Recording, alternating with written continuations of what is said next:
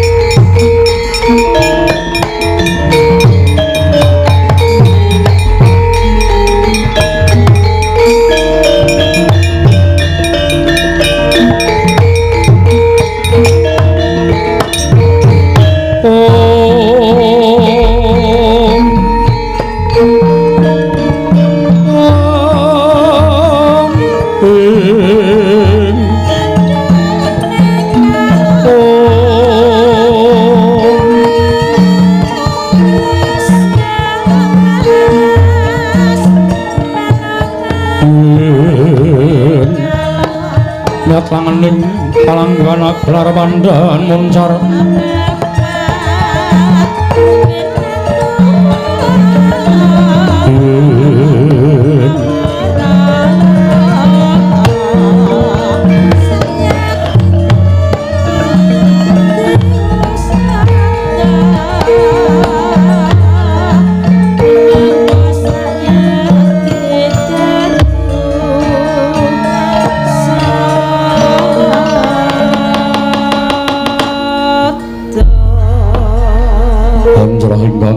Puswitorum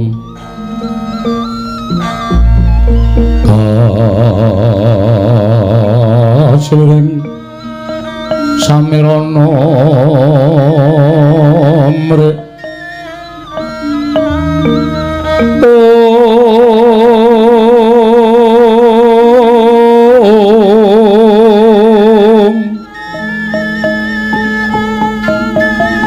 sekar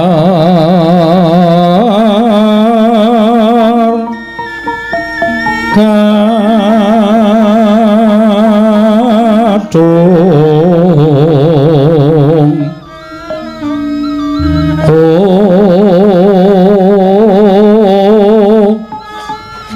ngas gandanya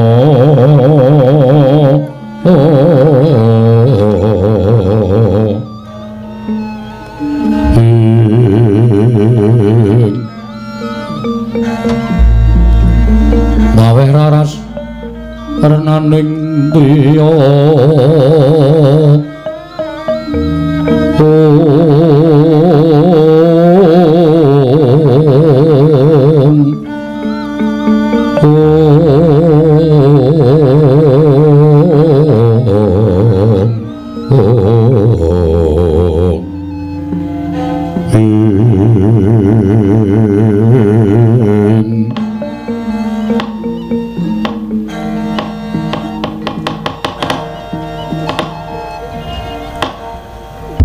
Pasang Kalimantabi tinebine milodoni demawahing tawang tuwang.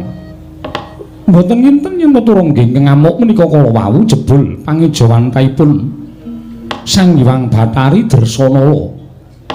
Keparenga kawula ngaturaken sumung keping pangabekti nggih kunjuk wonten cenil waduka Sang Hyang Bathari. Ya Samba, Waslon tampa ndadekake bombong ing manah lan bener. Apa ingkang dadi atur kita yen jaran iki mau yektine kedadian saka ulun Bathari Dresanala. Aduh ulun. Yen mekaten sepinten kalampatanipun ingkang abdipun Samba diagung pangaksamanipun. Dene Samba sampun kumawani Amulasara turangga saengga ngantos wonten kedadosan kados mekaten. Samba, ora perlu jeneng kita nyuwun pangapura. Malah jeneng ulun ingkang nedha nrima dene Samba wis dadi jalaran ulun bisa ruwat mala trimala. Jalaran nalika semana ulun kaluputan marang Sang Hyang Jagat Girinata nuli ulun disotake wujud turangga kang mangkono Samba saka gedhening rasa panarima ulun marang jeneng kita. Yen kita darbe panyuwun utawa darbe gegayuhan nuli matura ulun ingkang bakal sakbiyantu marang gegayuhanira kula Samba. Menapa menika saestu ulun? Iya Samba, ulun nyagui banjur apa gegayuhanira? Aduh ulun, mestinipun Maduka sampun mriksa dhateng legetaning manah kula. Bilih kelenggan menika Samba nembe kapandu ing Turidasmara. Inggih awit kabanda raos katresnan kaliyan Dewi Mustikawati inggih Dewi Haknyanawati. Monggo sampun kamangku dening kadang kula sepuh Kaka Prabu Setijabama Narakasura. Nanging kasunyatanipun raos tresna kula kaliyan Dewi Mustikawati malah saya ageng. Lan kula ngertos yen to panujuning Mustikawati menika mboten kaliyan Kakang Bama. Nanging katresnanipun Haknyanawati menika kangge ingkang wayahipun Samba. Iya Samba, babagan iku ulun wis uning ternyatane Samba iku titisaning Mahadewa. Dene Mustikawati ya Haknyanawati iku titisaning Mahadewi. Mula ora jenengmu kalamun rasa tresna kita kekarone wis jumbuh lan gathuk inggih. Nanging nyatanipun Dewi Mustikawati sakmenika malah kawengku dening Kakang Bama. Samba nadyan mengkono Mustikawati nganti tekan saiki ora gelem nglanggati marang Setija. Malah saiki jantunganing atimu ya Mustikawati trima tapa ning gedhong gedhah ana ing Traju Tresna. Ya mung emane nggone tapa Mustikawati dijaga dening Wadyabala ing Traju Tresna. Aduh, lajeng kados pundi ulun?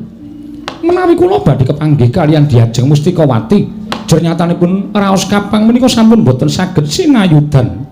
Samba, saka gedhening rasa panarima ulun marang jeneng kita, yen Samba kepengin sak pejagong lawan Mustikawati, ulun ingkang bakal sakbiyantu lawan wayahku Samba Wisnu Brata nggir.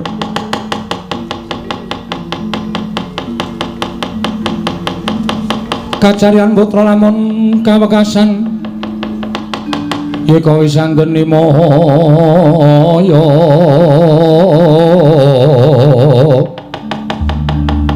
wis anggeni maya Wisnu Pradenta ing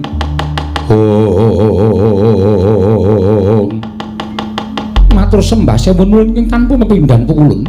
Dene Paduka sampun badhe anglulusaken menawa panjangkanipun ingkang wayahipun Kusuma Kilat Moko. Samba wonten paring dawuh yen to pancen adreng dadi rasamu kepengin ketemu kelawan ya kuwi Dewi Haknyanawati ya Dewi Mustikawati. Ayo nggir tak tuntun prapteng ning gedung Gedhah. Papan nggone Dewi Agnyonawati nglakoni tapa brata nganti kesenggol dening Prabu Bama Narakasura. Menika saestu Pukulun? Iya tenan. Aduh matur sanget tanuning tanpa pepindhan. Monggo Pukulun kula dherekaken. Apa ora prayoga kowe nyuwun pamit kan wong atuhamu luwih dhisik bab menika kepanggih wingking. Ingkang langkung prayogi nuruti dhateng raos kula langkung rumiyin anggen kula selak kepengin panggih kalian pun Kakang Mbok Agnyonawati.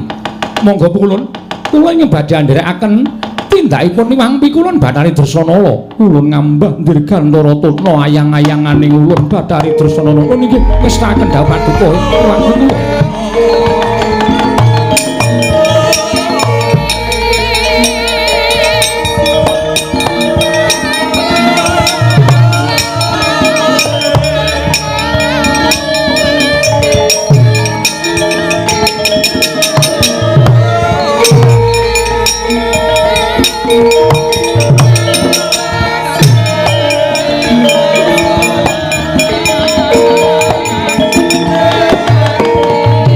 Pasisaning Bathara wayah Bathara jagat lha dalah. Ora nyono babar pisan ingkang tak ampet mataun-taun dina samengko bakal kasembadan. Lho, apa ya pancen Kanjeng Rama kuwi wis prisa. Wis ngerti marang legetaning atine anake lanang. Lah ing atase ana wujuding kuda sembrani ngamuk wae. Kanjeng Paman Garba Ruju dikeparengake supaya angendhak marang wujuding kuda sembrani. Nanging ingkang didhawuhi ya kuwi Raden Samba. Lah iki eneng kene iki. Wong nggonku wis bisa mateni kuda sembrani, aku iso ketemu karo jejantung ing atiku. Agnyonawati, Mustikawati. Apa kowe ngrasake kaya sing wis tak rasake to Yayi? Wong ayu aku prapta ning Traju Tresna aja kaget, Mustikawati.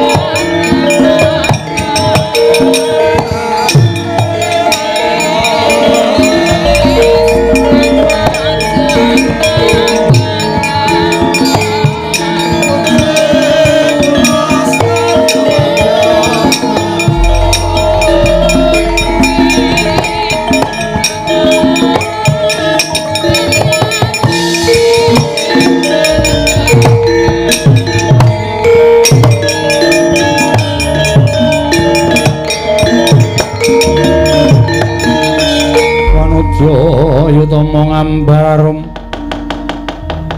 ngambararum sang kusuma Samba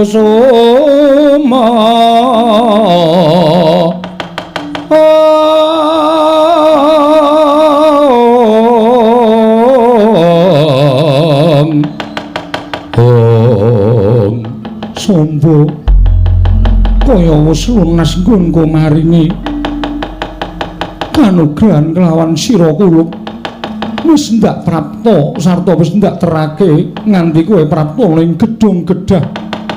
Papan yo kuwi Agnyonawati nggone nglakoni tapa aja nganti kesenggol dening Prabu Setija. Yo ana ing gedung Gedhah iki Agnyonawati mapan ning sakjroning gedung Gedhah.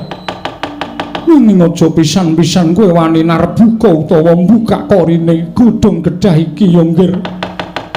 Merga bakal gedhe walate. Kula Kusuma Kilatmaka wis cukup semene nggonku ngeterke marang kowe ketemu lawan gegantilaning atimu. Bejo cilaka bungah susah mengko sandangan dhewe nggonmu bakal napaki lelakonmu.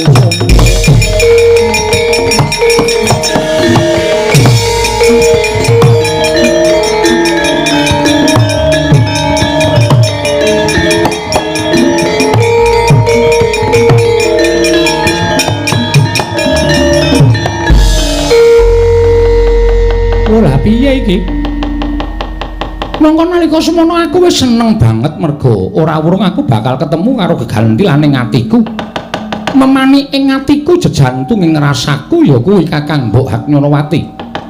Bakal dituduhake dening Iwang Pikulun Bathari Dresana. Lah kok bareng tekan kene mung kon ngadep kaca iki aku kon ngilu kon dandan apa piye?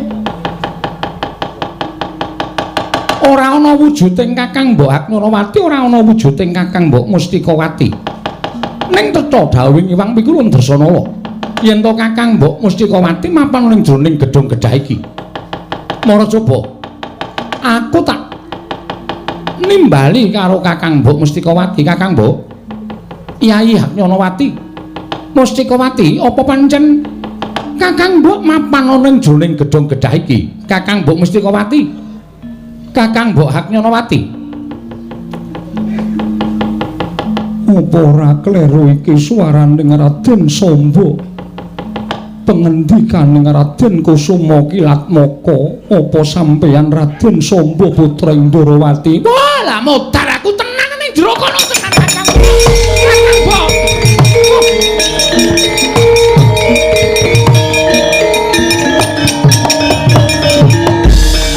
Kakang Mbok Mustikawati. Kakang Mbok Haknyonowati. Raden Samba, aku ingkang mapan ana ing jroning gedung gedhah. Ya pancen bener aku Mustikawati. Waduh, mati aku lah krungu swarane wis kaya remuk. Wah, wis dak kaya ambyar atiku. Iki lagi krungu swarane ya mergo saka rasa kangenku sing banget. Ngerujit ana ing ati krungu swarane wae kaya wis kaya sumrepet kaningalku Kakang Mbok. Aku Samba Kakang Mbok. Raden Samba. Aku Haknyonowati Raden. Lah kepiye kok dadi iki ora kaling-kalingan kaca gedhang ngene iki piye? Pancen ingkang sekawit niatku bakal aja nganti digepok singgol dening Sinuwun Prabu Setija Bama Narakasura. Tumuli aku etok-etok nglakoni tapa ing jroning gedung gedhah, nanging jebul Sinuwun Setija ora kurang kakal. Gedung gedhah kene tumuli diwenehi japa mantra lan aji jaya kawijayan wekasan ora ana ingkang bisa mbuka wujuding gedung gedhah. Turta dijaga dening saking para prajurit buta ing traju tresna Raden sing prayitna ngati-ati. Nganti iso ketemu karo prajurit traju tresna bakal geger ora karo-karuan kahanane. Lah ning aku ketempengen pinanggih karo Kakang Mbok Haknyonowati. Semono uga aku Raden, rasa kangenku wis ora bakal bisa diselaki meneh. Sarta rasane kaya wis diremuk, dijur-jur dening lumaku ning dina ingkang pendhak dina tansah gumana musik ana ing paningalku citraning Raden Samba ingkang pranyata. Ingkang banget ndak tresnani Raden. Waduh, lah kepiye? Lah nek carane kaya ngene iki apa ya memper ing atase jagongan kok keletan tembok. Ing atase jagongan kok ora weruh siji lan sijine iki apa ya kepenak le jagongan. Monggo yen aku kelakon kasembadan bisa ketemu biyo ya kaya ngapa tandangku mesti kowe ora bakal iso nandingi kridane Raden Samba. Pancen kaya ngono kersane upama iso sak pejagong mesti bakal tak slenggarake. Aku ora bakal nduwa kekarepaning Raden Samba ya mung gending gedung gedhah iki ra iso dibuka. Kok sik to? Apa ya memper ing atase gedung gedhah kok ora iso dibuka?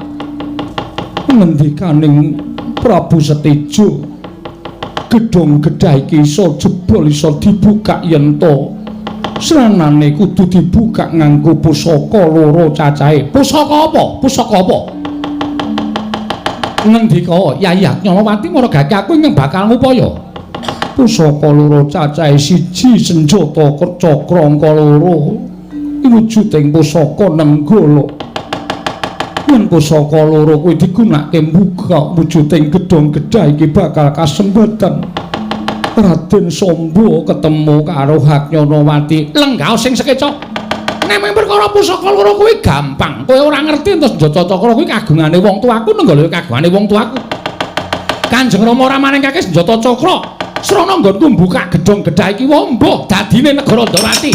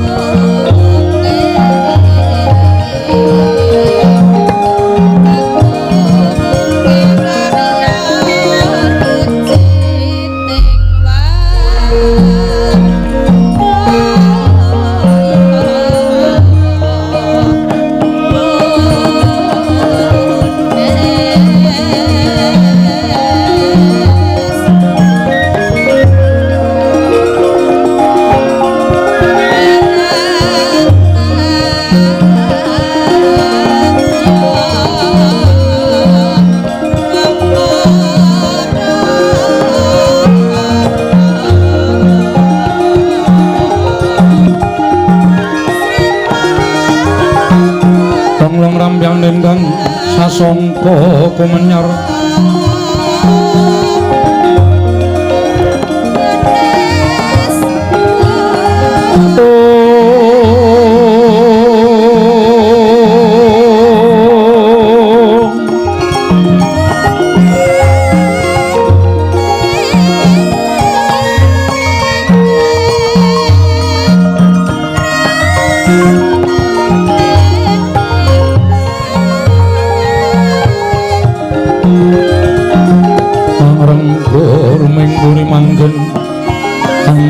sirip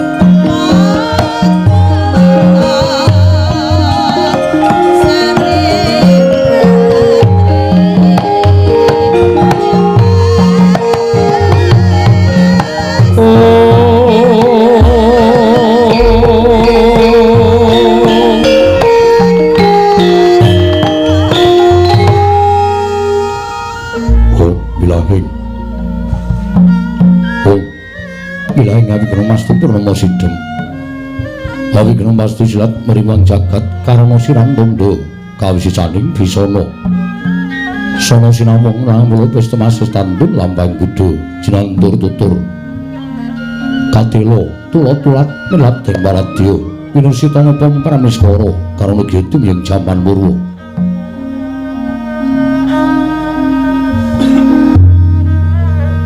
Trainggang dina madama marma panggung sang Murwenggata sebebyar dumadining wayang purwa. Purwakaning kondhane narik runtuting basa denging gunung musurasa yen narasaya karos mulat carira hangrasa wani purwing diri rasa rumangsa rumangsani lir jalma wilukaca jarane wis renakuk caing carita becik wis gemelar jroning pageliran yaiku sejati namiksani pagelaran ringgit purwa. Surya Candra Darem yang Kartika pinurba kodrating awasa sarira triyangi tri bawana purwa tekeng duksina gilir gemanti teman dadi petanganing dina sasi warsi windu kang sarta abad tetukulan tangkar temangkar kaya sirambun kaya Jawa pating kremya dadi padhanging kutu-kutu walang atoga buron wana mihang Brontoyo dadi branan pawicalan padhang trawakan nari Sanghyang Rawi ingkang arsa merbawani jagat mungguing jagat wetang dumungup-mungup mungguing hangrene wiku rabang mrengangah lamun kaeksi yayahan dilato bumi saya dangu sumenu Sanghyang Arka katon semebalak kelan kiring abange semejenar kaperbawasan nari Sanghyang Basanta dalem tuwa katon ijo royo-royo hamangku gunung ingkang biru maya-maya pucuk ing gunung kunemelan gendanu kasir ing prabancana lenggat-lenggut nganti kaya gunung makutha mega dan watawis dangu selaing kawula dasih dene rasa ngupaya boga ngarep tegal sawahi anglo sulur tanah pedhoti sinambi sesendonan sesindenan mikul garulukune hanggiring raja kayane sameneha pirembagan Samaruwangi. Sang Warga saya dangu saya inggil katos nari jagat pus katon melok dening ingkang papat lor kidul wetan kulon.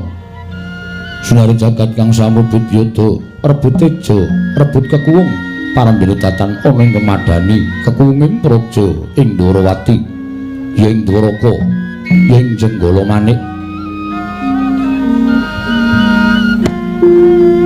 Obel kali 100 tanantu kali 1000 tanjang ketiga krana negara Dwarawati dumadi saking pulo-pulo bebanjaran Singasa Pantaya benawi tinampi ombak samudra birang langut kang tanpa pagut pegating paningal kapanto uruting Cakrawala wane-wane cakri ing wisik samene kineping jurang corong kinepung guwa sirung kinarya susuing peksi lawet yang sarang burung wonten ugi pasisir antarsasana jembar kebeganing pasir gemelaring garis pinggir tanem Tuhan rebuyung royo-royo karang getri ruwi-ruwi ning klopo pratandha bumi subur pasiten mawur satengah tinandur tangkar temangkar kawur yang dadi gunung-gunung kebanjengan ngangrang sang langit linggak-linggok lampahing tuwing miji saking sendang-sendang wening tirtane irine pinara para praimiti nampi wadhuk bentung-bentung kinalya hangelir sawah miang pategalaning lara kesma wekal pangulaing tetanen bebasantan ana bumi sacengkang kang solo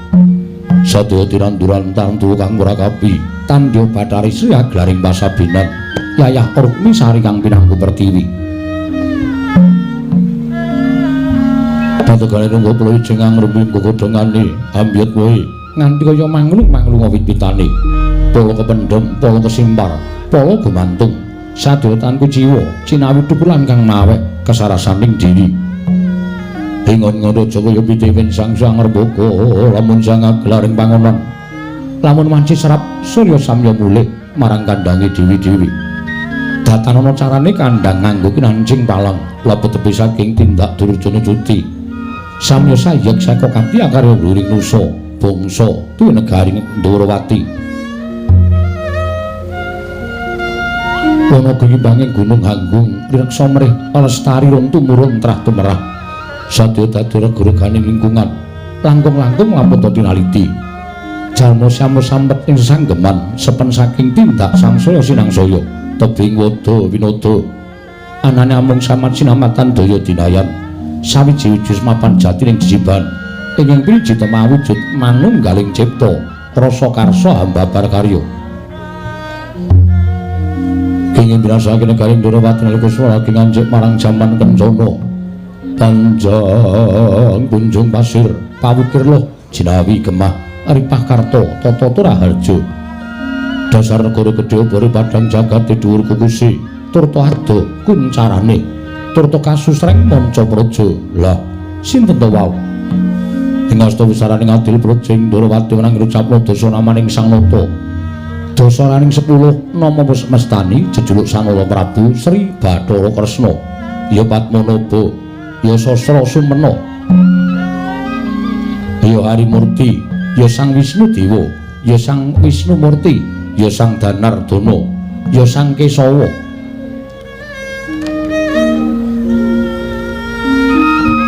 Narendra pepakuning jagat ingkang ganggung jejekaken kautaman Risa juga lenggah madaning dampar ora mantra-mantra sipating Bathara Yaya Sang Hyang Bathara Wisnu Angejawantah binayang bayang sangganing apsara hapsari saking kasuwargan ing jawander mlabar sangganing para naika sami gantung pasisiran jejel riyel rapet-rapet pipet prasasat atau pandengkul dalandene katingal didem datang kantun sangganing para pinisepuh agul-aguling negoring Durawati ingkang sampun kepareng jangkep munggih ngarsaning Sri Narayana ing Dwaraka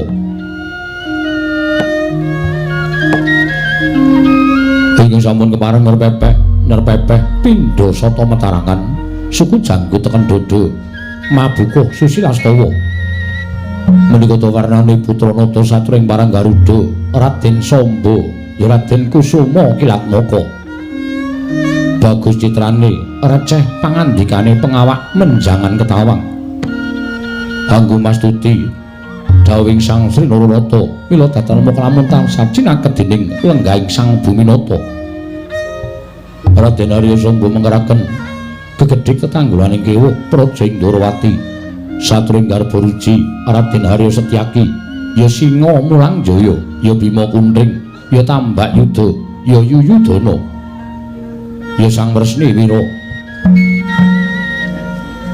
Satru Sekti kalintang jayaning perang bebasan tinatah mendat jinira menter tinumbak bengkung sinuduk putuk bila tanding boboting yuda mila dadamu lamun tansah cinaket dening lenggahing Sri Narayana Raden Arya Setyaki mengkeraken Sang Nindya mantri muka parsaning praja ati daleming Widara Kandhang Rekena Patih Udawa ya Sang Kresnengkara Wasis Yenya Mananata sagung para kawula mula dadal muga lamun tansah pinitados dening Sang Buminata ing Durawati ing wingking ngandhir blabar sanggaring para naga samyung gantung pasisiran tidem permanem tarana banek walang alisik nadan gegodhongan tanah ngobah samirana dodan pampah kapal somong swaraning pradonga menyang rangin liwah pangli ing waranggana abdi dalem negaring Dwaraka katingal asri seneng madyaning pasewakan negaring Durawati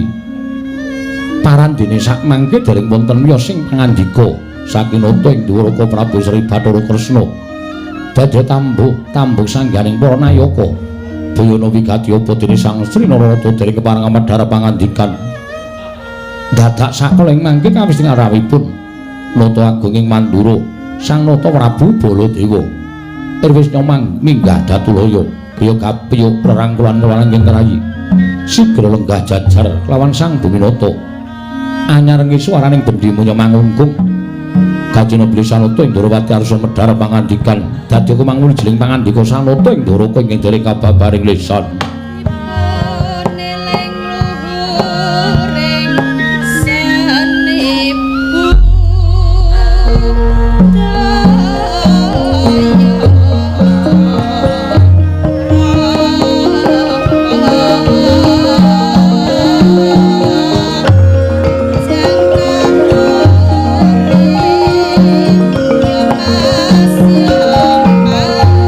sembah luring ulun kapurba risang murbeng rat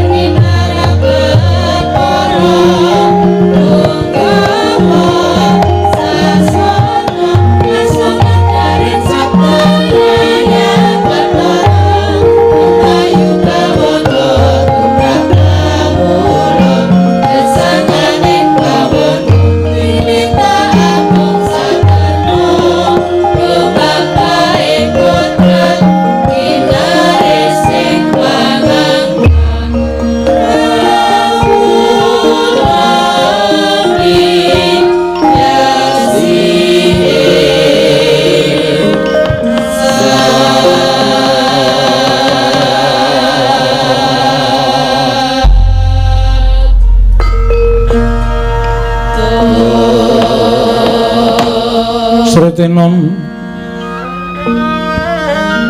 ning pasewakan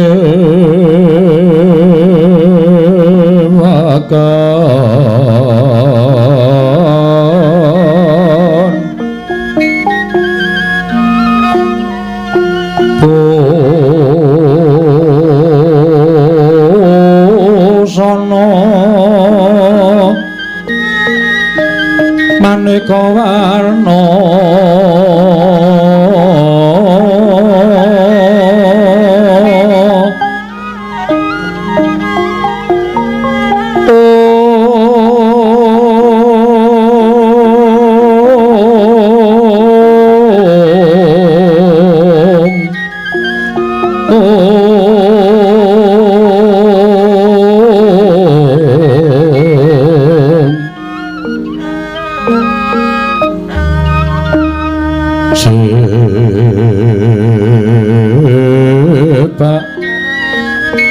Puspiteng Udyana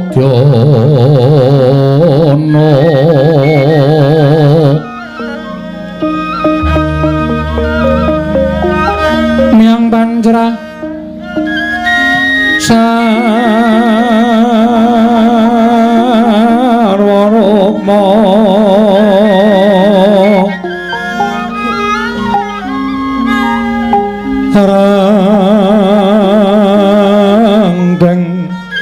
Manik Nara Narawata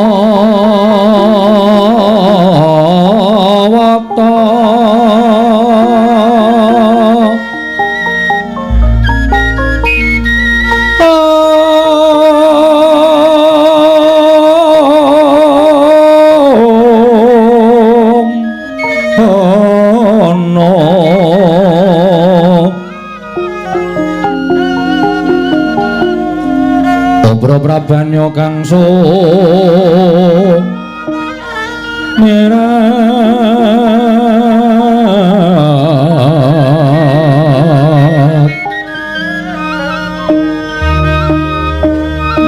kenyaring teja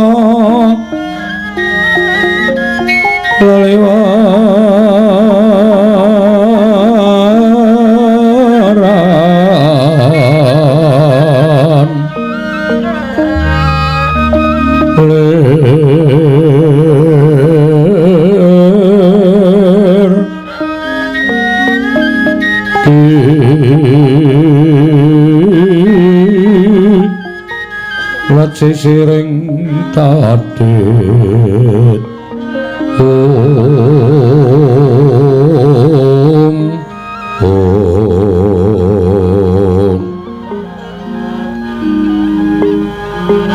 Wimbok kekanda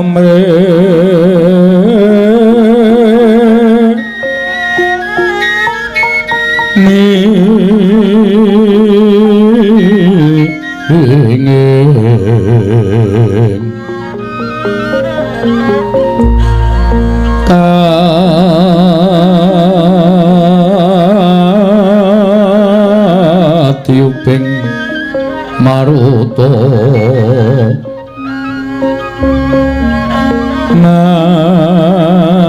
maruta mando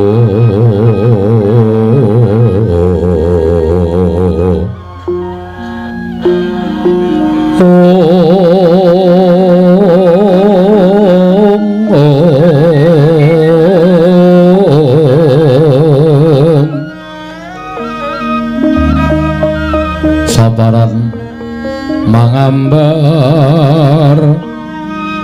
komas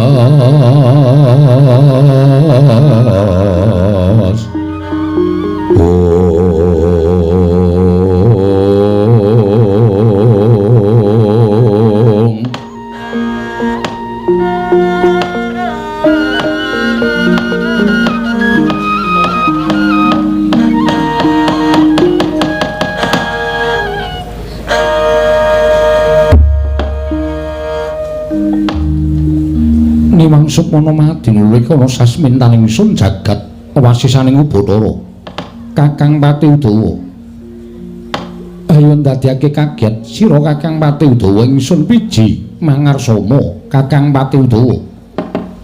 Lho inggih diweji. Sesembahan kula. Pangayoman kula wonten ing Madyapada prapting delahan.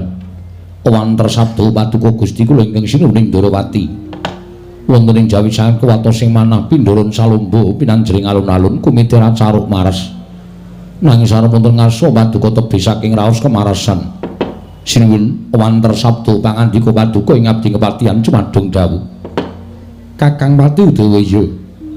Kadiparan nanggone Kakang Pati Udawa ingsun percaya minangka dadi badal wakil ingsun maranata tata rakiting negara Ndarawati. Kakang Pati Udawa mara diagi matur marang panjenengan ingsun samendhang aja ngandhut ingkang karempit. Menawi paduka miji bab tata rakiting praja sadaya boten badhe anguji wani. Para kawula sami sayek saka kapti akar luhuring nusa bangsa tuwa negaring Ndarawati medhaipun para abdi prajurit boten kendhat anginipun sami gegeladen olah kridaning aprang sawanci-wanci praja paduka katemping marang muka boten badhe anggepok kunca paduka Gusti kula ingkang sinuwun ing abdi kepatihan remuk kasawarna putung sumangga kabandhemna diweji. Kakang Pati Udawa ndadekake bombong tias ingsun ora liwat pakaryan ingkang utama tindakna slawase lan kaprayogakna anggone Kakang Pati Udawa ngadhep ning ngarsaning ingsun. Sampun boten kirang prayogi diweji namung deretan sasampunipun kepareng kula ngaturaken sembah sumangga ping pangabektinipun ingkang abdi kepatihan kunjuk ngersa paduka Gusti kula ingkang sinuhing Ndarawati Sinuhun Prabu Sri Bathara Kresna. Ingsun tampa tiba sepadha-padha Kakang Pati Udawa. Lho diweji sembahan kula. Nun mangke Koko Prabu dereng sawetawis dangu rawuh paduka Kanjeng Koko Prabu jimat pepundhen kula Koko Prabu ing Mandura. Ing raying Ndarawati ngaturaken pasegan panakrami kunjuk sandhawuh padha paduka Kanjeng Koko Prabu. Koko Prabu pengayoman kula ing Mandura Koko Prabu Baladewa. Ya jagat pangestu Kurawayah Bathara jagat Pathik Indra Jaladewaku. Iya, Yayi. Wis tak tampa asung pambagring Yayi Prabu Ndarawati akarya bombong penggalipun Kakang Mandura. Monggo wae keparengipun Kakang ngaturake pudya pangastawanipun Kakang kunjuk ngersaning Yayi Prabu Indrawaka. Yayi Prabu kadangku ing Ndarawati. Koko Prabu kula pundi Cundaka Panglingga Murda. Amawahana kabagyaning gesang kula mboten langkung kasekecakna anggenjengan dika lenggah. Yayi Prabu Ndarawati kaya ora kurang prayoga praptanipun Kakang ning Murjing Dwaraka dina samengko iki. Nunamit pasang Kalimantabe wa nadyan ingkang putra ing Paranggaruda pun Samba. Kula ngaturaken sembah pangabekti kula kunjuk wa. Ya, Samba. Anak Hanungan Indita bocah mursid. Isa mikul dhuwur mendem jero kalawan wong tuwa jumong kandhek ning pangucap ning kababar dadi pakarti. Samba tak tampa sira atur bekti kalawan wong atuhamu ing Mandura. Pangestune wong atuhamu ing Mandura Baladewa Tampanana. Kula pun dicundhaka Panglingga Murda. Amawakana kabagyaning gesang kula mboten langkung kasekecakna anggenjengan dika lenggah. Kanjeng Prabu. Samba anak kula nang kaya ora kurang kepenak praptane wakmu ing Mandura ning Murjing Dwarawati. Nadyan kula ngaturaken sembah pangabekti kula kunjuk Koko Prabu ing raing Garbaruji pun Setyaki. Dimas Garbaruji ngaturke bekti kalawan pun Kakang tak tampa. Ora liwat pangestune pun Kakang Tampanana. Kula punika jimat paripin dayana ing kasantosan. Mugi kasekecakna anggenjengan dika lenggah Koko Prabu Setyaki hiyo. Kaya ora kurang prayoga praptanipun Kakang ning Murjing Dwarawati. Diuji nadyan kula ngaturaken sembah pangabekti kula kunjuk ngarsanipun diweji sembahan kula. Kakang Pati Udawa, nggih kasinggihan mekaten. Kakang Udawa wonten timbalan. Yen peranganing para nayaka Punggawa munggahing Yayi Prabu Kresna atur bekti kelawan panjenengan ingsun. Tak tampa kanthi lega-legawaning atiku nanging yen Kakang Udawa ngaturke sembah kelawan Baladewa sing gedhe pangapuramu sembahing Kakang Udawa ora tak tampa. Lho. Lajeng dosa kalepatan kula mapan wonten ing pundi diweji? Menawi kula nandhang dosa pidana menapa ing badhe paduka paringaken kula mboten badhe selak. Tartemtu kula tampi kanthi lega-legawaning manahipun ing abdi kepatihan. Kakang Udawa wonten timbalan. Aja kaduk ati kajron menapa. Wong Ndarawati semene akeh padha prisa. Yen to ditonton babakan umur luwih sepuh Kakang Udawa tinimbane Baladewa. Mula ora ana jamak lumrahe ngatasé Werda ngaturake bekti kelawan Taruna. Dosa apa ingkang bakal ndak sandang, walat apa ingkang bakal ndak lakoni. Mekaten sinuwun. Luwih-luwih yen to ngelingi Baladewa bisa mukti ngawi bawa Nyakrawati mbau dendha. Iki rak saiki. Biyen nalika aku isih muda tumaruna mapan ana ing Widara Kandhang. Aku digula wentah dening Bapa Sagopa lan Kakang Udawa melu gula wentah kelawan Kakrasana duk nalika semana. Mula ora jeneng ilang-ilangke. Upama aku wis dadi ratu kuwi merga saka kabecianing Kakang Udawa lan Kakang Udawa nggone wis padha mbelani kelawan Baladewa wekasan aku iso dadi Nalendra Namrajing Mandura. Mula yen aku nganti nampa sembahe Kakang Udawa dosa apa ingkang bakal tak sandang ning kosok baline. Aku ora bakal isin, aku ora bakal wirang. Yen to nadyan wis dadi Nalendra, nanging aku ngaturake bekti kelawan Kakang Udawa, tandha bekti ning Taruna kelawan Werda. Sembahku wae tampanono Kakang Pati Udawa. Nuwun sewu, menika saestu sinuwun. Iya, lahir batin. Waduh, matur nuwun sinuwun. Wah, bejo kemayangan awak kula. Ing atasipun kula menika namung derajatipun patih dipun sembah dening Nalendra. Lah, ewadene ning omah kuwi diwaneni bojo. Ning kene entuk sembahing Nalendra, matur sembah nuwun dawah sami-sami. Dipun sekecaken anggenipun lenggah sinuwun. Yo, Kakang Udawa kaya ora kurang kepenak praptaku ana ing negara Ndarawati. Koko Prabu. Sewu-sewu kalepatanipun ingkang rayi tadah wadana. Dene kula wantun amboyongi dhateng rawuh paduka Kanjeng Koko Prabu lumantar nawala ingkang sampun kula aturaken. Dinten sakmangke Koko Prabu sampun kepareng tedhak wonten ing Praja Ndarawati. Kresna kula wonten timbalan.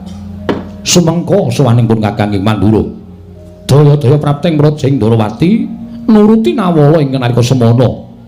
Kyai paringake lawan pun Kakang lumantar gandhek sak kembaran. Bareng tak sulasa isining tulis jroning nawala yen to dina samengko sira Kyai nimbali kelawan sawaningipun Kakang ing Mandura.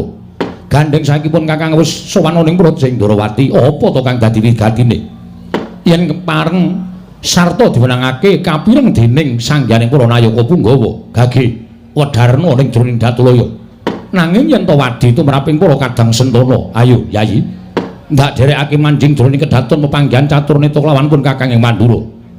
Pun Kakang nedya ngangrungake jangga nilingake karna mastuti sabda tama kadangku ing Ndarawati. Yai Prabu Kresna, Yai Prabu Padmanaba.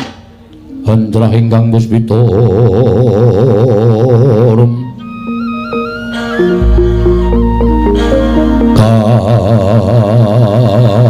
kasiring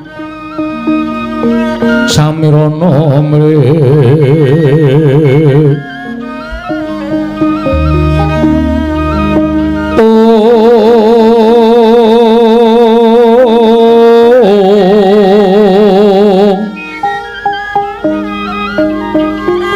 sekar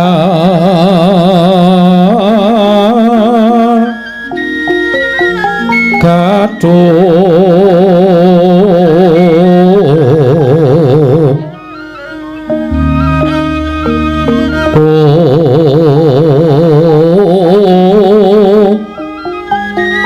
ngas kandanya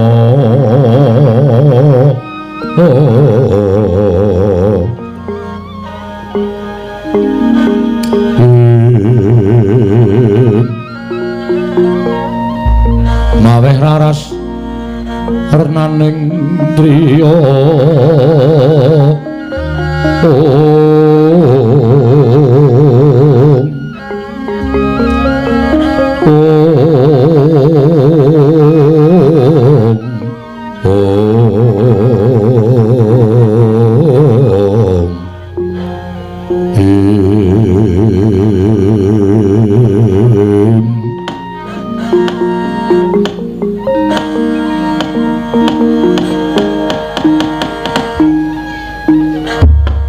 Koko Prabu ingkang sepisan pindha ngentos iku mambanging Sila Kresna sileming baita gabus anggen kula ngentosi rawuhipun Koko Prabu awit nalika Koko Prabu dereng rawuh raos sing manah kula peteng dedet lelimengan pindha bangun kasaputing lebu nanging sasampunipun Koko Prabu sampun minangkani menapa ingkang dados panyuwun kula biar padhang trawangan raos sing manah kula pepindhanipun ngabdi dene lumampah wanci pangulung kepapak obor sewu.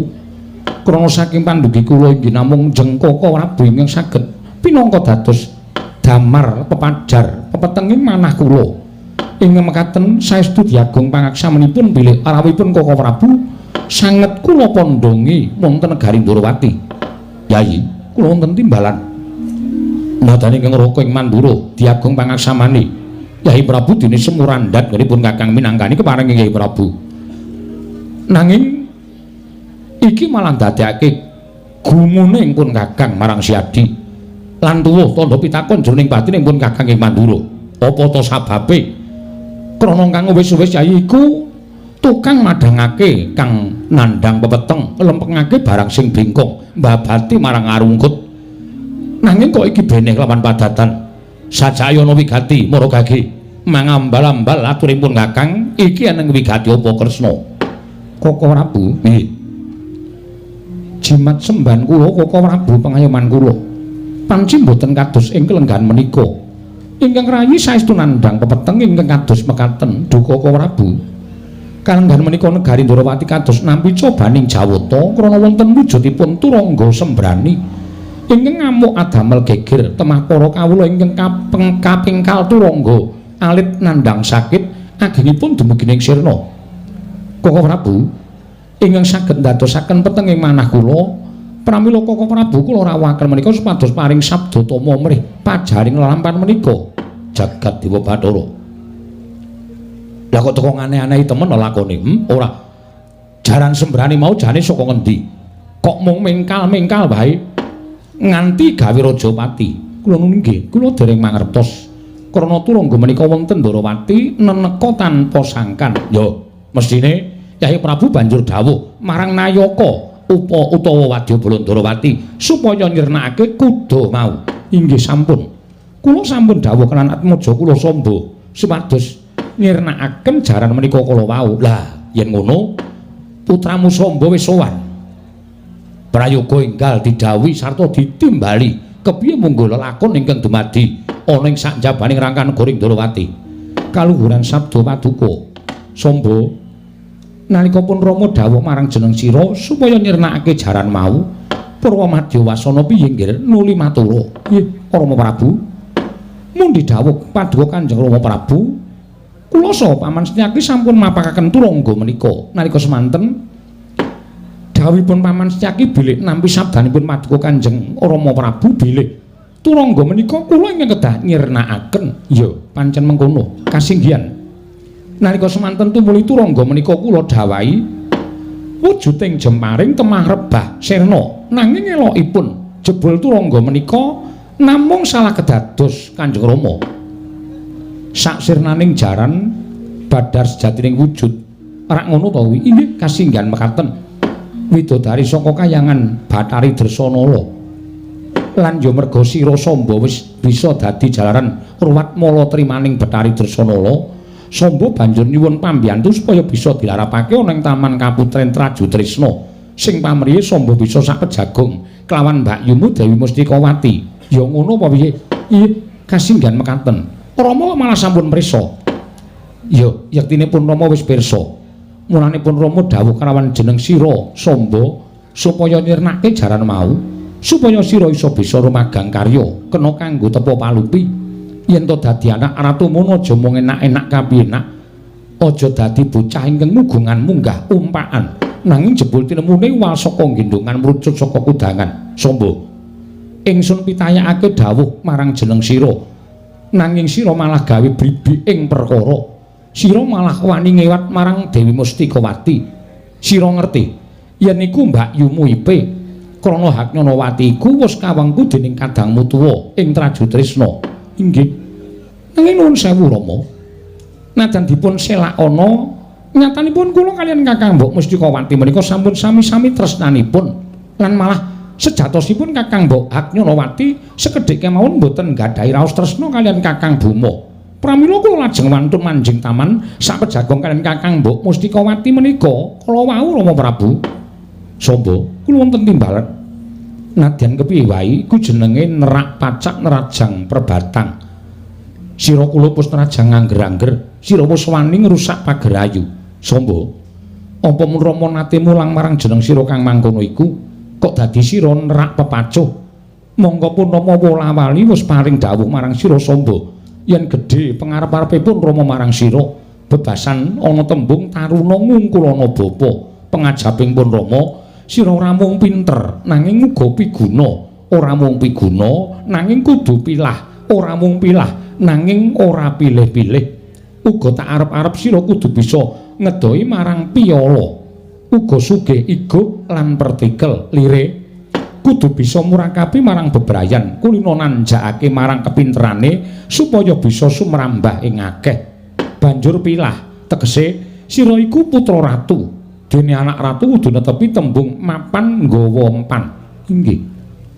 Merga ratu mono keblating tata susila. Sabanjure tembung ora pilih-pilih kuwi tegese sira iku atmajaningsun ingkang bakale nglintir ke Prabu Ningsun. Tegese diarep-arep dening nusa bangsamu lan kabeh kawulamu. Mula uripmu kudu tansah merdika. Lire mbok rengkuh kejaba saka kuwi kudu tansah ngedoi marang piyala. Piyala mau anak ratu mono kudu sumingkir saka sakabehing maksiat ingkang bakal njejemberi Praja Ndarawati. Monggo yen ingsun sawang kepinteramu kuwi durung sepiro Samba. Apa dikira pun Rama ora pirsa marang kabeh lekasira. Rina wengi jeneng sira mung tansah rupyan-rupyan suka-suka parisuka nyuda marang kaprayitnaning batin banjur nggon piguna. Ngendi pigunamu aku tak takon. Babar pisan uripmu ora piguna kanggo bebrayan. Rina wengi sing mbok buru mung kesenenganing raga tanpa gelem ngasah diri. Jeneng sira mung tansah ngegungake dupeh anak ratu, dupeh pasuryanmu bagus. Banjur saben-saben kowe mung nguja harganing nepsu, uripmu malah mbok iseni ora wanuh marang tembung tata krama, ora papan nggawa empan. Samba saru dinulu ing akeh yen putra Ratu Ndarawati sing wis kondhang kajana priya, Ratu Satyaningrat, Ratu Jagat titising Bathara Wisnu nanging jebul ngibarat gajah anak-anak tikus. Kose Kresna kose iki cetane piye iki? Mau ngarep sing mbok rembug jaran ingkang gawe geger negara Ndarawati. Lah kok saiki malah rembug tekan kono-kono ki piye? Koko Prabu. Piye? Pramila paduka kula rawuhaken menika supados paduka menika pirsa kawontenanipun babagan lekasipun Samba menika kados pundi jatosipun. Lho, lah lekase Samba piye? Samba wonten sesambetan katresnan kaliyan pun Haknyanawati. Piye? Samba wonten sambetan katresnan kaliyan Haknyanawati. Ngantos wantun ngewat laku bedang. Mongko Haknyanawati menika sampun kawengku dening yoga kula pun setija Buma Narakasura. Ateges Samba menika sampun damel kucem anyiprati rah letuh dhateng pasuryanipun tiyang sepuh inggih ngrayi Ndarawati. Gose monggo dhisik Yai. Yen rembug babagan katresnan ujaring para kaki jare rasa tresna kuwi uruping jiwa ingkang luhur. Ora bisa disuwun lan uga ora bisa diduwa. Dadi upamane antaraning Samba lan Haknyanawati ana sambungan katresnan kuwi wis sak mesthine lan mesthine kelorone ya padha tresnane. Nuwun sewu. Inggih nanging Haknyanawati menika sampun dados tetimbanganipun yoga kula pun Buma Narakasura ing Traju Tresna. Menika tegesipun Samba nerak pepacuh benten menawi Mustikawati menika tasih legan. Ya. Nanging ya kudu ditelusur dhisik. Setija nggone bebrayan karo Mustikawati kuwi kira-kira piye? Mongko kabar sing tak tampa Setija lan Haknyanawati anggone mangun bebrayan ora bisa atut runtut, ora rukun. Kuwi cetha yen Haknyanawati ora tresna karo Setija. Mongko wong omah-omah ki yen kekarone wis ora ana rasa tresna, kuwi yen dibacut-bacutke tundhane ya ora becik kedadeane. Dadi upama Setija karo bojone kuwi pisan, nek pancen kuwi dalan sing prayoga, ayo piye meneh? Kabeh mung digoleki apike. Lan ana kanan kaya ngene pun Kakang malah dadi kelingan marang pangandikaning Yayi Prabu nalika semono. Babakan menapa kok Prabu? Yen Setija nggone mbangun bebrayan kuwi sing kleru cak-cakane. Ya merga Buma kuwi duwe aji Pancasona. Pancasanya kuwi ora tepung karo bangsaning wanita. Mekaten ya. Manut dongengamu to nalika semono isih tak gumana musik ana ing penggalipun Kakang sepisan. Biyen ana pendhita buta peparab Begawan Maruta. Kuwi duwe bojo jenenge Endang Sumawi. Ora iso runtut, ora iso rukun selawase urip nganti Begawan Maruta mati ya ora iso nyenggol Dewi Sumawi. Sing mangka loro kethek ngembang langsep Resi Subali, Pendhita Sunya Pringga, Kesipatan Aji Pancasunya, rabi oleh Bathari Utara Kasih, anake Bathara Indra. Le omah-omah ya ora akur. Sing bisa ngrukunke malah adine ya kuwi Si Sugriwa. Angka 3, Ratu Ngalengka Diraja Prabu Dasamuka ndelikke Dewi Sinta suwene 17 taun ya ora iso wanuh, ora iso nyenggol, ora iso atut. Mbok menawa angka 4 iki lupiya ingkang didhawuhake dening para dewa lelakone Si Boma kuwi. Nuwun sewu. Nanging wontenipun kahanan bibrah menika inggih awit wonten tiyang ingkang angka 3. Karmu kahanan Boma bibrah menika kula kinten ugi wonten sambung rapatipun wonten tiyang angka 3. Tiyang angka 3 pihak ketiga anu maksude ngono kuwi. Inggih kasinggihan sing cetha ora jelas ora. Pihak ketelu inggih kasinggihan ngaten. Mongko sedaya menika tasih kula warga saru dinulu yen to kula warga Ndarawati bibrah kados mekaten. Gusti Kresna, aku tak takon, banyu iki mrene endi? Nggih. Mangandhap Koko Prabu, Yai Kresna apa ora kelingan? Nalika arep dhawuh karo Yai Rukmini Setyabama, kuwi rak mbok rewangi laku bedang mlumpat pager, mbabah tembok ya ora. Kelingan ora? Dadi wis sak lumrayan to, Samba ya ngono kuwi merga turun sapa? Turun kowe. Ora turun liyane. Inggih. Nanging kula rak sami-sami legan benten kalian Samba lan Haknyarawati. Wah kuwi jane perkara legan karo ora kuwi kesenengan kok. Inggih Koko Prabu. Padha wae tumrap aku. Lan meneh Yai, ana paugeran wilanganing katresnan, wilanganing gebrayan gung, sedulur karo wong liya abot sedulur. Sedulur karo wong tuwa abot wong tuwa, wong tuwa karo bojo abot bojo, bojo karo anak abot anak, anak karo awak kuwi abot awak. Kuwi pathokan. Dadi yen tumrapun Kakang saiki gumantung Samba kepiye? Wis mantep tenan apa durung? Samba, lunten maring adawuh. Apa jeneng sira wis tresna kelawan bakyumu Haknyarawati? Merga yen nganti iki mengko upamanipun wa ing Mandura mbelani marang Samba nanging tresnamu jebul mung tok nggo dolanan, ora ana paedahe. Aku mung ndumbani wong sing seneng dolanan katresnan. Nggih, kula nuwun pamunten wa. Kabedhela dada kula inggih namung dhateng diajeng Haknyarawati katresnan kula. Wa Prabu, malah dadosaken kawuningan bilih kelenggahan menika Mustikawati nggih Haknyarawati dipun tarungku wonten salebeting gedhong gedhah. Sagedipun uwal menawi dipun tamani pusaka senjata cakra saha senjata negala. Ingkang mekaten Rama Prabu, mawantu-wantu ingkang dados panyuwunipun ing putra pun Kusuma Kilatmaka paduka pun Samba keparenga kula badhe nyuwun ngambil kagungan dalem pusaka senjata cakra kangge angluwari Kakang Mbok Mustikawati kok Prabu. Kagiat risang kapirangu renanggul kinembit kembit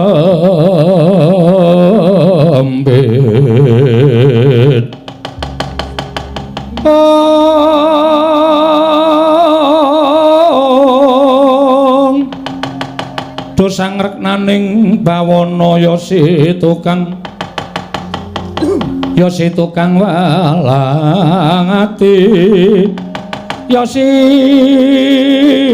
tukang kutu kering yasi tukang ana sing tias ing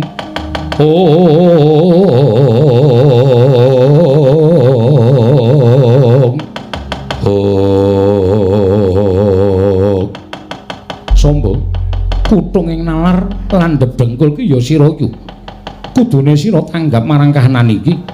Mulane Haknyarawati nganti disingetake ana ing gedhong gedhah iku supaya jeneng sira aja nganti caket kelawan Mustikawati ya Haknyarawati. Nanging sira malah saya nekat dadi yen sira bakal nyuwun ngambil senjata cakra kepeksa pun Rama ora bakal maringake. Pun Rama ya ora bakal ndumbani marang lekasmu merga yen to lekasmu iki yen kedlarung sisip sembir kurang bejane malah mung bakal nglandang carang saka pucuk Samba. Yai, wonten dawuh ora Bu? Tak kira ya wis ora kurang-kurang nggonipun Kakang melu mudhari perkara iki. Lan anane Samba bisa sambungan katresnan karo Haknyarawati iki mestine ya ana sabab musababe lah. Yen Nyai Kresna malah mangku asta wisuh lumuh perkara iki tegese ora ndumbani marang Samba. Banjur ana ngendi durunging tembung anak polah bapa prada. Koko Prabu. wonten tembung anak pola bapa pradah nanging ngaten menika rak inggih kedah ningali polaing anak langkung rumiyin yen polaing anak menika tumuju dhateng kautaman wajib dipun dombani nanging yen polaipun anak menika nalisir saking nggo bener nerak pacak nerajang wewaler tiyang sepuh kok malah dombani ngrajangi menika kirang bejanipun tiyang sepuh malah saged tetel derajat lan pangkatipun dadi tetani Yai Prabu Ndorowati ora gelem sarta ora saged dombani marang Samba lan ora maringi ngampil pusakamu Senjata Cakra. Nun inggih, kula nuwun sewu kula mboten saged Kang Prabu. Lah yen ngono sing bakal ndombani sapa? Kula nuwun mapunten. Wong salwangsul tinimbanganipun wonten tetembung kriwikan dadi grojokan geguyon dadi tangisan. Awulung sak mangke kula negakaken dhateng Samba pisah kaliyan Haknyanawati lan boten bebutek banyu bening kawontenan Traju Trisna. Paripaksa kula nyuwun pamunten. Kula mboten saged ndombani Samba. Ya, yen kowe ora gelem ndombani, sing ndombani anakmu aku, Kresna.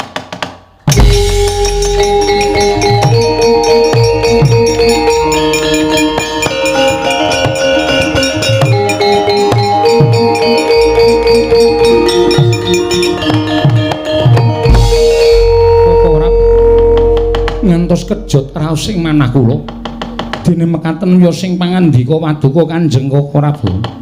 Monggo yen Koko Prabu badhe mbelani Samba tegesipun Koko Prabu malah namung badhe mimbuhi geni menika saya badhe murup mboten ngudi dhateng ngatentreman nanging malah namung badhe risak ajak-ajak dosa ngupaya kanca monggo Koko Prabu nanging sepisan malih nadan paribasanipun Samba menika ngantos nangis luhipun medarahipun kula mboten badhe maring ngampil Senjata Cakra dipun sekecaken anggenipun sak pejagong kaliyan anak kula parang Garuda Prabu.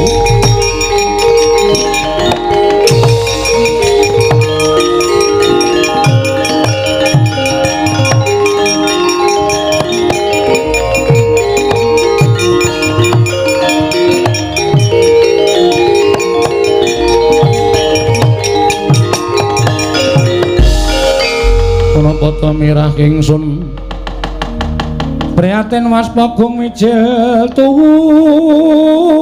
dahatan pokarya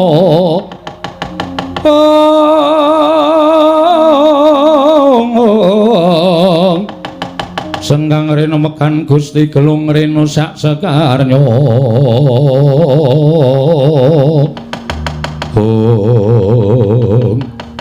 mampun mbok Kanjeng Rama to mulih malah duka. Sajakipun ingkang putra pun Samba mboten kelawan kasembadan badhe amboyong Senjata Cakra. Kula nyuwun senjata pitulung dhateng Paduka Kanjeng Prabu ing Mandura. Semados kasembadan panjangka kula. Monggo kula sampun kelang kejeng prasetya menawi mboten saged ngedalaken Kakang Mbah Haknyanawati saking gedhong gedhah.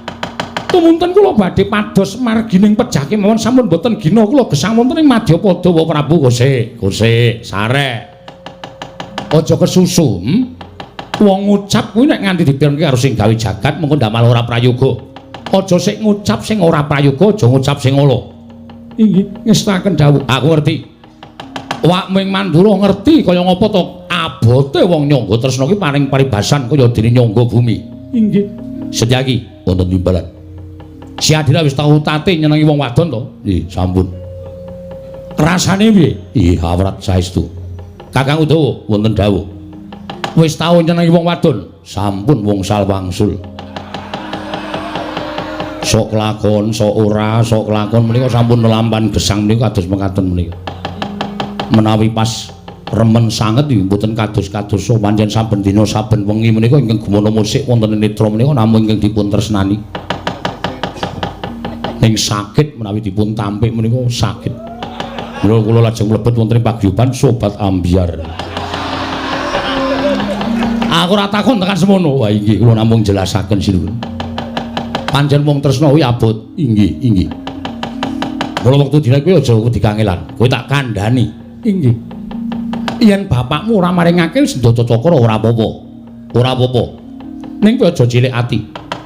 Aja cilik ati tumuli ora bakal kelakon nguculi Haknyanawati saka wujuding gedhong gedhah. Samba, yen kowe durung wano kowe tak kandhani, yen durung ngerti kowe tak jluntrungke. Inggih. Sejatine ingkang asta Senjata Cakra pendak dina kuwi dudu sapa-sapa, nanging ibumu dhewe ya kuwi Yayi Jembawati. Sejatine ibumu ingkang nyimpen wujuding senjata cakra. Mulane kowe milih senjata cakra ora aja nyilih karo bapakmu, nang iso karo mbokmu Jembawati. Nyuwun pamit wae.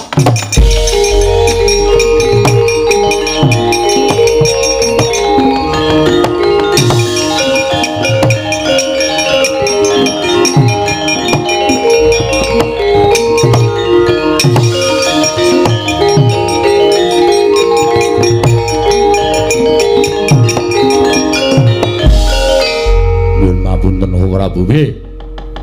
Sareng kula petang-petang malah panjenengan menika badhe ngremuk kula warga Ndarawati. Lho ngremuk piye? Ngremuk piye? Kowe aja ngawur gawar-ngawur lho. Matur marang kadangmu ing Mandura. Anggir Samba dipun dumbani, mongko nyatanipun menapa dipun tindakaken Anggir Samba menika lepat badhe tresna kalian nuwun sewu menika kepernah Mbak Yunipun Ipe Setyaki wonten dawuh. Aku wis kulina wong weruh seneng karo Mbak Yune dhewe, seneng karo mak cilik, seneng karo mbahne aku kulina. Mula aku tau omong karo kowe. Aku lagi wae matur, tresna kuwi ora iso dijaluk, tresna kuwi ora iso diduwa. Tresna ora iso dikarepake. Tresna kuwi uriping jiwa ingkang suci ingkang paringane Gusti ingkang Maha Nasa. Menungsa mung kari nglakoni. Tur dasare pancen tak jarak.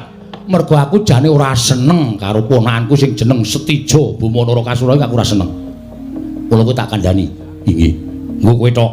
Inggih. Karo Udawa. Inggih wong kula nggih krungu.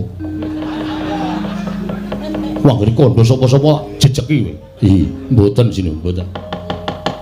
Ya senajan kuwi atmajane Kyai Prabu Ndarawati nanging Setija kuwi kedunungan watak angkara Budi Candala. Pendak-pendak Setija kuwi gawe dredah, pendak-pendak Setija gawe geger. Mula sejatine aku kuwi kedunungan rasa serik karo Ratu Traju Trisna. Lah iki eneng kene iki kanggo pawadan karo bakal males. Nggonku bakal males marang loro atiku karo Setija. Wah, menika ingkang putra piyambak. Mesinipun paduka Kanjeng Prabu sampun gadhahi raos kados mekaten. Menawi panjenengan boten remen kaliyan Anggir Setija menika dipun emutaken sarana tutur pangandika ingkang sae. Boten caranipun kados mekaten menika ora samulang karo wong gerang. Oh iya. Wong sing manut perkara iki. Ngestaken dawuh. Yen pancen ing Samba dadi dak-dakaning pasulayan dadi bribek-bribek peperangan. Setyaki wonten dawuh kowe Senopati Ndarawati. Jaganan adeking negara Ndarawati. Oh iki ngestaken dawuh. Mbok apa perkarane? Mbok apa sebabe? Aja nyawang Samba. Ning jejegna adekku caraning Praja Ndarawati. Nek wong Traju Trisna wani gawe geger negara Ndarawati, kudu dadamu sing dadi ajange. Ngestaken dawuh. Udawa ya ngono. Aduh.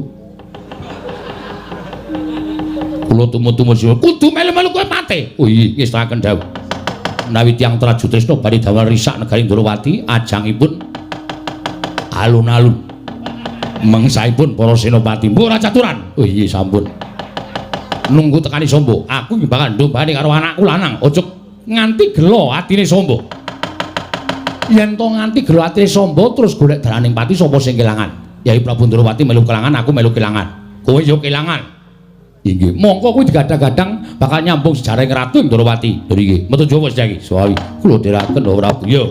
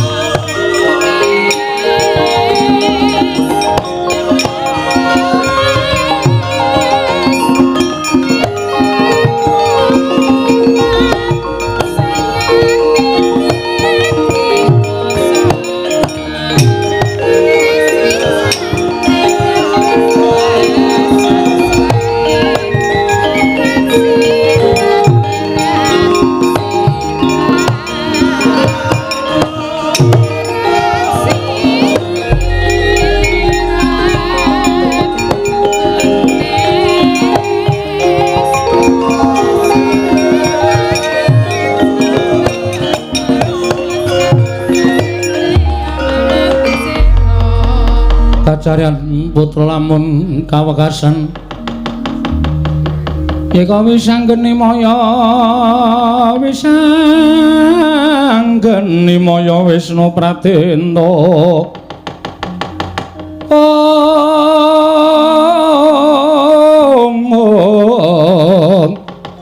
Wisanggeni maya Wisnu Pratenta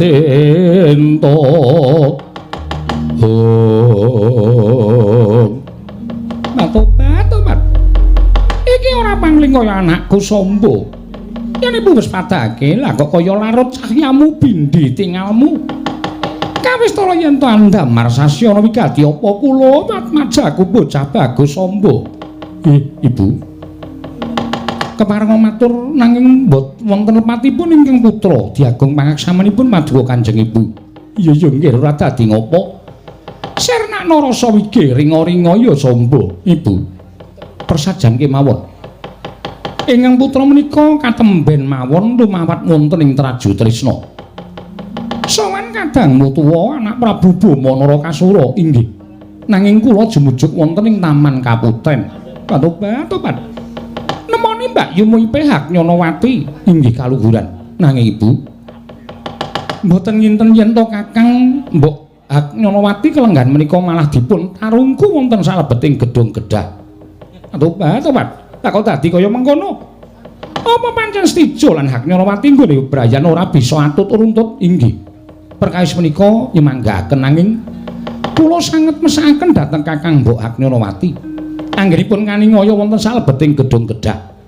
Lajeng tuwuh kekajengan kula krenteking manah kula pengin sanget badhe caos pambiyantu dhateng Kakang Mbok Hak Nyonowati. Tobat iyonggir jenenge kekadangan kuwi tulung tinulung lan daya dinayan kuwi wis becik banget mula kang sangka kuwi wis sak lumrahe nanging banjur apa sranane lan sira sowan ana ngarsaning ibu nggih Ibu mila kula sowan wonten sanipun Kanjeng Ibu menika namung badhe nyuwun rehning sagedipun Kakang Mbok Nyonowati menika was saking gedung kedah menika kedah dipun sranani mawi senjata cakra mongko manut dawuh ingkang kula tampi senjata cakra menika ingkang ngasta Kanjeng Ibu. Ing menika Ibu, mawantu-wantu panyuwun kula kepareng kula badhe nyuwun ngampil senjata cakra menika Kanjeng Ibu. Kagat risang kapirang uri nangkul kinembet kembet dosa ngreknaning bawana. Samba. Reneng kuwi bakal tak nggo nulungi Mbak Yu mumpun Ibu ya ora bakal kabotan ngampili. Nanging apa jeneng sira wis nyuwun idi palilahe ramamu? Inggih. Anu Kanjeng Ibu, piye nggir? Yen ramamu wis maringi palilah, mesti bakal tak paringake kasinggihan mekaten. Bab menika kala wau kula wonten ing pasewaken sampun matur Kanjeng Rama tumuli Kanjeng Rama paring dawuh kalian kula. Supados kula nyuwun ngampil Kanjeng Ibu Jembawati. Tobat panjen to pancen kaya mengkono. Aja wedi kangelan tunggu neng kene sawetara tak jupuke senjata cakra gawanen yo ngger nggo nulungi Mbak Yu Hak Nyonowati. Nun nggih matur sembah nuwun tanpa pepindhan Kanjeng Ibu. Iya Samba, iya.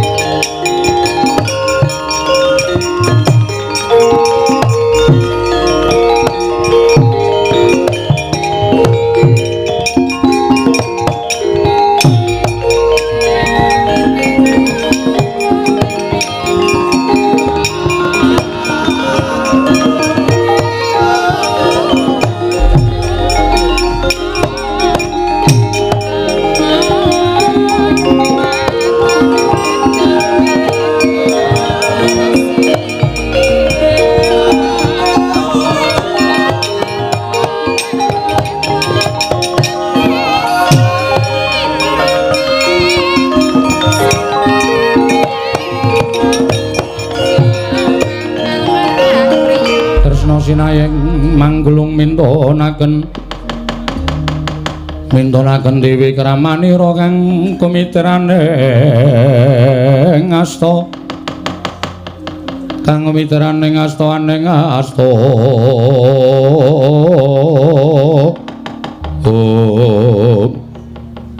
Salawa Paduka kula ngaturaken sembah mabekti kula kunjuk sinuwun ya Jembawati ndak tampa liwat pangestu ning Sun Tampanana kula mendika jimat paripin dayana ing kasantosan namung dadosaken gumun raos ing manah kula rawuh kok mboten sarengan kelawan ingkang putra pun Samba kersanipun menapa sinuwun lho kok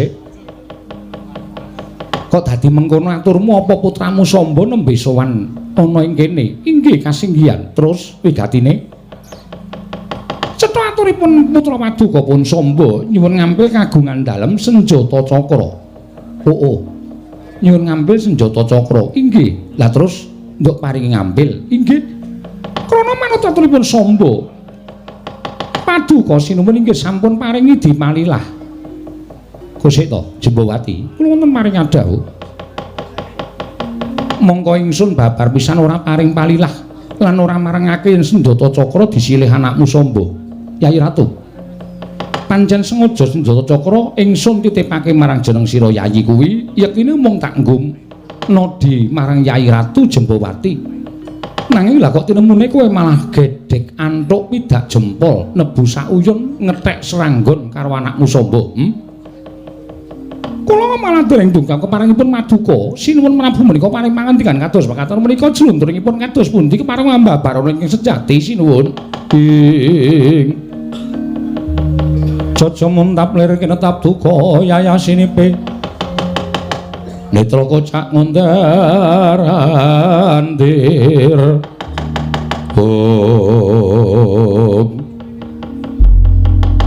kowe jane ngerti ning etok-etok ora ngerti kowe genah anakmu Samba pakartine sak ngisoring dlamakan nganti bisa mbeset raine wong tuwa kaya ngono ngerti ya Jembawati yen anakmu Samba ana sesambungan katresnan karo Mbak Yunepe ya si Haknyanawati mongko nggone laku bedang liwat marang bojone Stijo kuwi wis watara suwe nganti saiki Haknyanawati disingitake ana gedhong gedhah sranane bisa owal kudu disranani nganggo senjata cakra lan senjata negala lah kok nganti senjata cakra wenehi ngampil marang Samba mbok paringake marang Samba mbok silihake karo anakmu Kusuma Kilatmaka ora urung ming glandang carang saka pucuk kepara ora suwe meneh seksenana ucape Kresna iki Jembawati disekseni keblat papat segara gunung isine rina wengi legetane atimu ingkang lethek kaya ngono merga kowe ngerti pakartine anakmu ning kowe ora etok-etok ora ngerti mula undu-unduane seksenana anakmu Samba bakale mati ngenes Haknyanawati tobat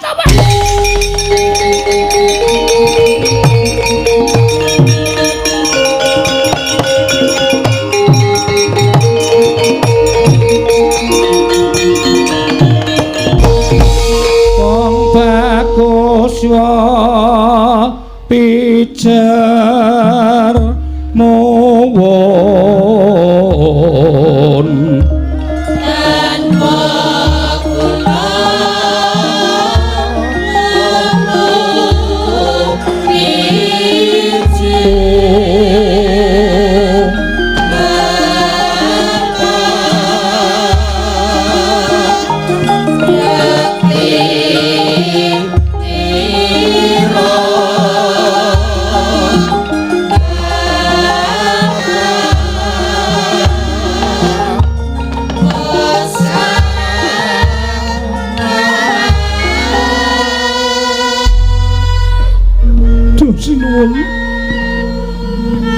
nadyan kabedha dada kula kapendheta manah kula saestu kula mboten mangertos dhateng lekasipun Samba pramila kula lajeng maringaken senjata cakra menika krana inggih Samba matur yen sampun pikantuk iti palilah saking Maduka sinuwun lan Samba ugi matur yen namung badhe kangge mitulungi Haknyanawati lajeng kados pundi sinuwun mawantu-wantu ingkang dados panyuwun kula aturi mbudidaya murih Kamlujenganipun Samba sinuwun. Jembawati. Ngibarate sego wis dadi jenang. Merga lekase putramu Samba pancen ya nerak pepacuh nerajang pewaler. Apa meneh iki malah ngewat karo bojone kakangne dhewe piye ya? Kowe sing dadi ibune njur lemu nulung mulang anakmu piye? Anak lanang saben-saben mung tok uja kesenengan dadine ya ngene iki. Dadi bocah sing ngugungan munggah umpaan temagawe kucem asmane wong tuwa. Ing menapa Paduka lajeng lepataken dhateng ibunipun. Menapa inggih namung ibunipun ingkang tutur-tutur, kedahipun ramanipun inggih paring piwucal. Nuwun sewu Samba menika nuwun sewu nggadahi pakarti kados mekaten menika kula nuwun sewu. Banyu menika miline wonten pundi? Wong nyatane bapakne wae mayuh. Nganti mbiyen jaman Kayu Rukmini lan Setyabuma ya nganti direwangi mlumpat pager mbabah tembok. Lah rak malah ngundhumono to kowe. Ning lelakone Kresna karo Samba kuwi beda. Bedanipun wonten pundi? Yen jaman aku Gayuh Rukmini Setyabuma kae isih padha legane, ora kawengku priya. Nanging anakmu Samba ki piye? Ora coba pitungan. Nanging nadyan kados pundi Samba menika putra Maduka. Samba menika putra Maduka. Tobat. Sinuwun. Kula aturi budidaya sinuwun ngantos pundi menapa sampun Paduka ngendikaken menika mboten kababar dados kasunyatan Jembawati. Wah, yaning mangsa kala wis nekani titiwanci wis tumapak. Pancen kudu ngono lakone anakmu. Dikandhanana aja kok wujud menungsa, dewa mudhun wae ora bakal bisa ngendhakake Samba. Pancen kudu ngono lakone anakmu Hakna Jembawati.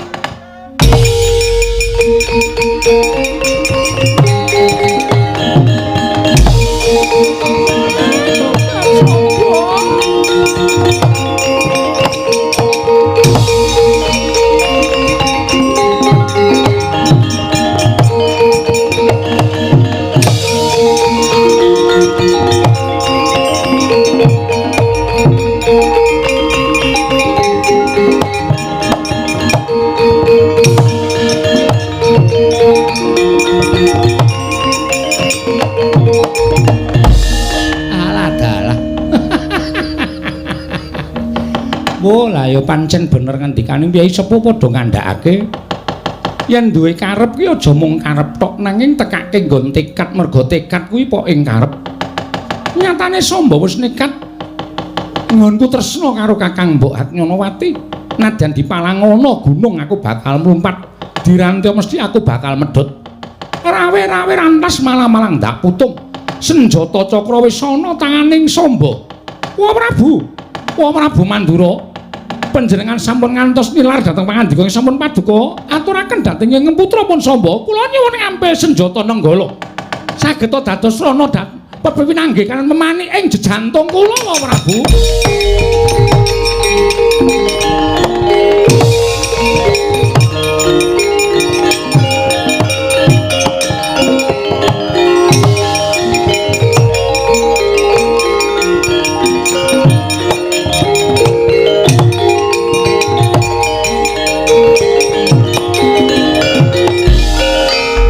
Bolo Dewa Narpati Tuwinares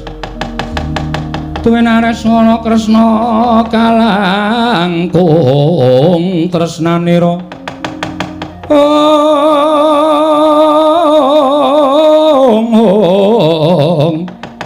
kalangkung tresnanira marang Diabanon Cinawi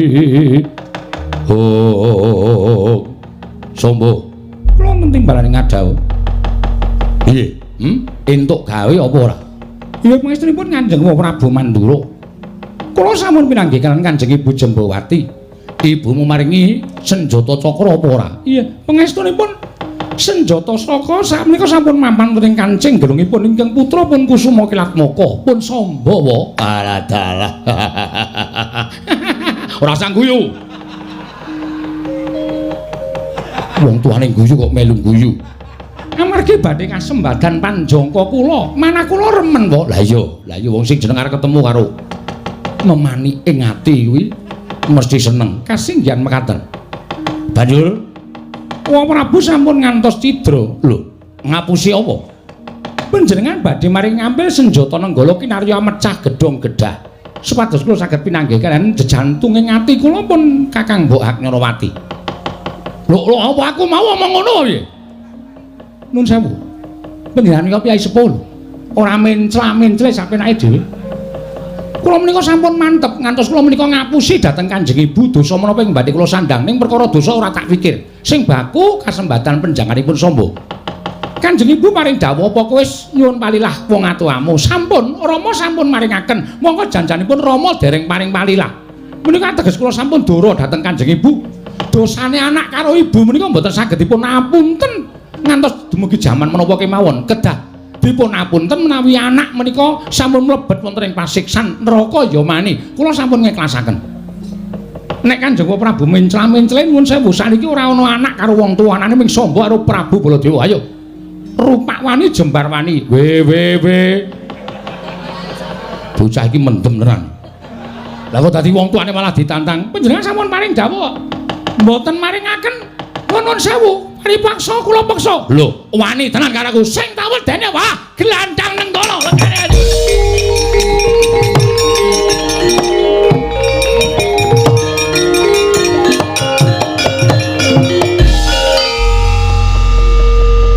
Kok marahi tratapan lho. Kula menika meh mlajar lho menika mau. Lah gene kowe iki kok ora duwe ati kok sosok wani nantang karo wong. Tak suarani glandang nenggala kowe begijigan lehmu ngadeg kaya arep mlayu. Wis kowe gawe gawa kono. Inggih. Nggih wis, inggih ngestaken dawuh. Simen ing Kanjeng Gelung. Inggih. Gedhong gedah dipecah ben ketemu karo Mbak Yu Haknyarawati. Ngestaken dawuh, remen manah kula. Ah mesti seneng. Le ora seneng kowe kepiye ketemu karo sing ditresnani. Wis kono mangkat to. Inggih ngestaken dawuh. Wis ora usah wedi nek ana apa-apane kakangmu muga-muga ning Setija Gumunur Kasura. Kowe mlayu karo pakdemu. Kowe wadul karo aku. Ngestaken dawuh. Matur nuwun nggih, Pak. Ya, padha-padha. Nek sampun balekke. Inggih. Menawanipun nenggala menapane dengkulmu mlocot. Nenggala, inggih ngestaken dawuh. Ah, remen kula wah lega sumplong. Waduh. Anggen kula ngampet menika sampun boten kados-kadosa. Ya wis, kono ki menyang. Inggih. Kakang Mbok Haknyarawati, aku wis kelakon nggawa senjata cakra karo senjata negala. Gedhong gedah tak pecah. Kowe ketemu karo aku, Kakang Mbok Haknyarawati. Loh. Nyapa? Wah Prabu gadah menapa ngaten lho. Kangge daya kekiyatan. Ah ora aneh-aneh. Semengane ora. Lawaran sik wae. Inggih ngestaken. Mangkal to. Kakang Mbok, aku sing teko Kakang Mbok aja kaget atimu.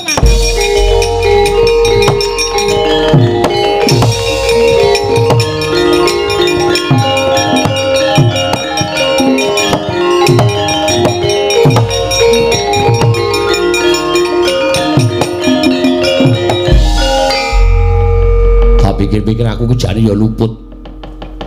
Lah kok dadi aku ndombani karo sombong ngene ketemu karo Mbak Yune iki. Ning semen. Wis ben. Mbok menawa pancen wis pinesti kudu ngene ra lakone. Kudu kaya ngene ingkang kelakon ning negara Indrawati. Yo, aku ora bakal kundur marang negara Mandura. Yen durung ngerti pungkasaning lelakon iki kaya ngapa kanane sombong. Bocah sing tansah ginala-gala dening Kyai Prabu Indrawati. Aja nganti disikara karo kadang itu si Gumunur Kasura. Nadyan ado parane tak awat-awati saka kene wis sombong.